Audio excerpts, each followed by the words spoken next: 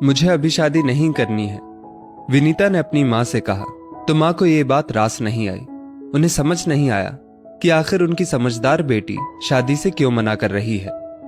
बेटा, शादी तो बहुत जरूरी है। अब तो तेरी पढ़ाई भी पूरी हो गई है, 2 साल से तू नौकरी भी कर रही है। अब क्या परेशानी है? सब कुछ ठीक तो है। 27 की हो गई है, बाद में माँ बनने में दिक्कत होगी। मेरी शादी तो 18 लगते ही हो गई थी और 25 आते आते 3 बच्चे भी हो गए थे। माँ, क्या शादी का मतलब बच्चे ही हैं और कुछ नहीं? क्या शादी एक काम है, जिम्मेदारी है, बस निपटा दो? विनीता ने फिर सवाल किया। नहीं बेटा, शादी काम नहीं है, एक खूबसूरत रिश्ता है, एक प्यार का बंधन है जिसमें 2 लोग एक दूसरे के लिए जीते हैं, एक दूसरे की देखभाल करते हैं, एक दूसरे की भावनाओं को समझते हैं। शादी तो पूर्णता का एहसास है।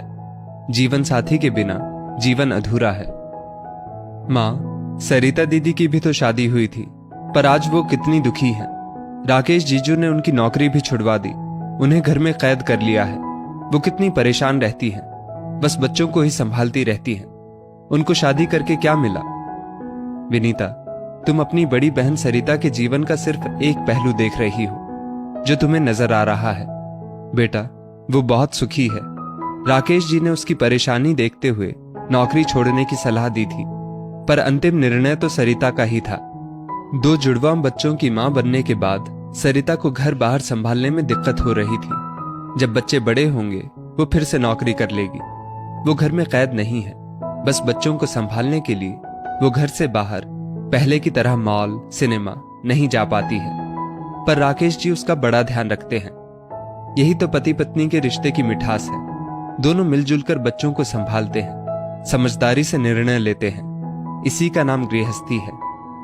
विनीता, आज नहीं तो कल घर तो बसाना है। ये भी जीवन का एक खूबसूरत पड़ाव है। एक उम्र के बाद शारीरिक और मानसिक जरूरत होती है।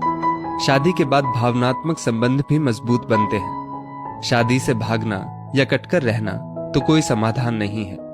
तूने मेरे और तेरे पापा के वैवाहिक जीवन से भी कुछ नहीं सीखा। हम दोनों ने हर कदम पर एक दूसरे का साथ दिया, एक दूसरे की कमियों को अपनाया, और आज शादी के 30 साल बाद भी हम एक दूसरे का सम्मान करते हैं।